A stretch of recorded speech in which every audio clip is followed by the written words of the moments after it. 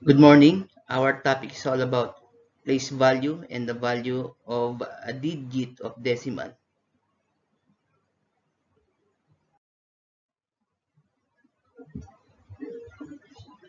This is a place value chart. So yung mga place value, ito yung hundreds, tens, ones. Pagka whole number, yun ang place value. So paano natin malalaman na whole number yon? Place value ng whole number. Kasi ang whole number is sinusulat before the decimal point. So ito yung decimal point. So ibig sabihin yung mga nasa kaliwa niya, yun ay whole number. Nasa kaliwa ng decimal point. Ano naman yung decimal number? So, syempre ang decimal number, sinusulat after ng decimal point. Kung ito yung decimal point, ibig sabihin yung 2, 3, 4, at 5 ay decimal number dahil sinulat sila after ng decimal point. O nasa kanan sila ng decimal point. So, ano ang place value ng 2? Tenths. Yung first digit ng decimal ay tenths. How about 3? Ang place value ng 3 ay hundredths. Pag sinabi nating hundredths, yun yung pangalawang digit ng decimal. Ano ang place value ng 4? Ang place value ng 4 ay thousandths. O ito yung pangatlong digit ng decimal, thousandths. Ano ang place value ng 5? Ang place value ng 5 ay 10 thousandths. O yun yung ika-apat na digit ng decimal. So malalaman din natin na decimal yon kasi may THS yung place value niya. Pagka whole number, walang THS or TH na makikita. So keep that on mind na pagka decimal may THS. Pagka whole number, wala. So, kung yun ang kanyang place value, ano yung value niya? So, meron tayong ones. Ang value ng ones ay 0. Kasi nga, wala siyang value. Walang halaga. Yung 2, ang value niya ay 0.2 or kung babasahin natin ay 2 tenths. Para hindi na kayo malito,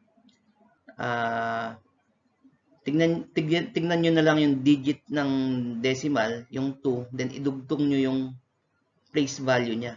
So, 2 tenths, yun ang kanyang value. 2 tenths. Ano ang value ng 3? Ang value ng 3 ay 0.03 or 300ths. So, ganun lang. Ano ang digit? 3. Idugtong mo lang yung place value. Hundredths, kaya 3 hundredths ang kanyang value. How about 4? Ang value ng 4 ay 0.004. O kung babasahin natin yan ay 4 thousandths. Ganun ulit. Ano ang digit? 4. Idugtong mo lang yung place value niya. Thousandths. Kaya 4 thousandths ang kanyang value. Ano ang value ng 5? 0.0005 or 5 10,000ths. Ganun ulit. Ano yung digit? 5. Idugtong mo lang yung place value. 10,000ths. Kaya 5 10,000ths ang value. Para mas madali yung matandaan.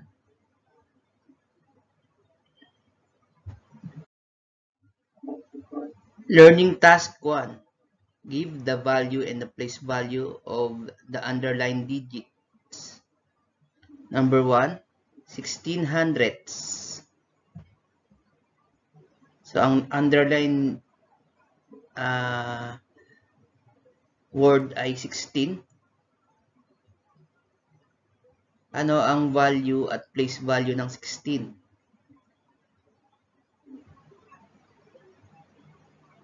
Ang value ng 16 ay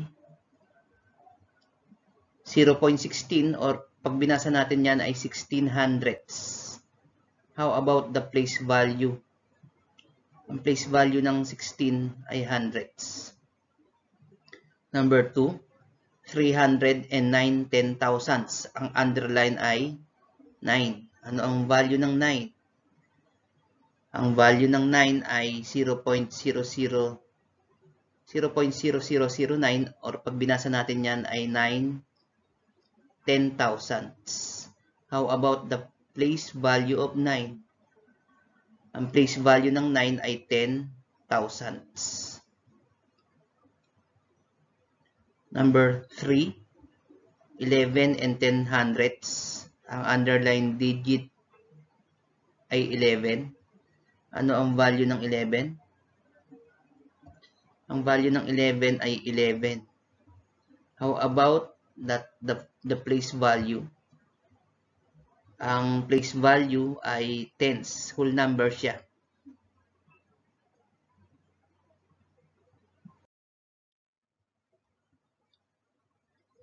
Learning task 2. Give the place value of the underlined digits. Number 1, ang naka-underline digit ay 4.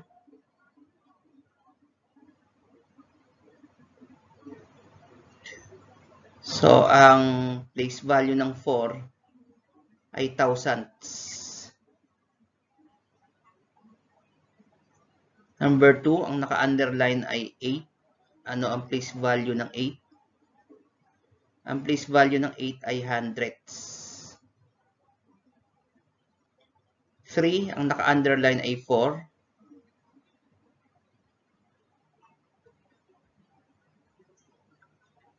So, ang place value ng 4 ay hundreds pa rin.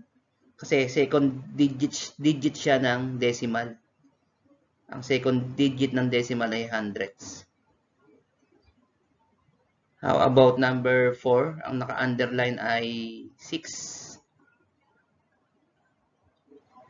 So, ang place value ng 6 ay 10,000s. Basta yung pang-apat na digit ng decimal, yun ay 10,000s.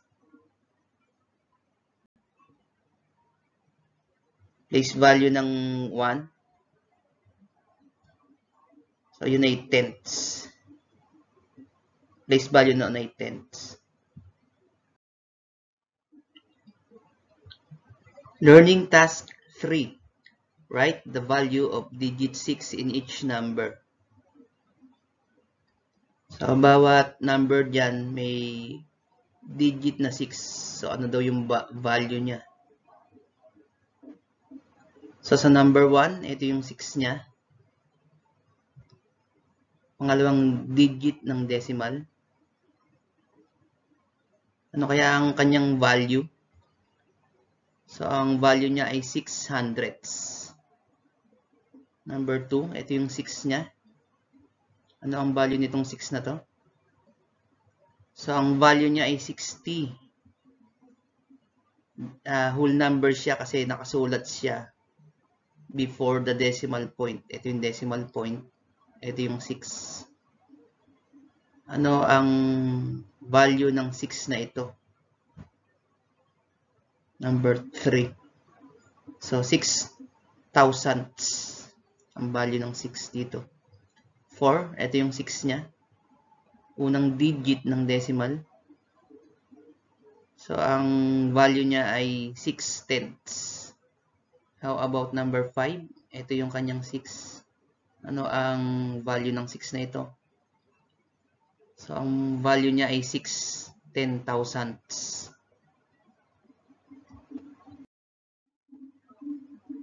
Learning task 4. In 10,789 and 45,231 hundredths, identify the digits indicated below.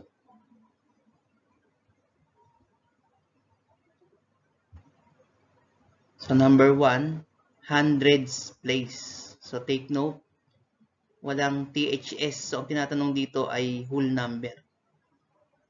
So, alin dyan ang hundreds place? So, ang hundreds place ay 7. Ito. 2 thousands thousandths place with THS. So itong 2 ang thousandths place. Number 3, tenths place. Alin dito ang tenths place? So 4 ang tenths place. Number 4, 10,000ths place. Ang 10,000ths place ay 3. And number 5, hundredths place. So yung kanina, walang THS. Whole number yun. Ito ay may THS, kaya ito decimal. So ang hundredths place ay 5.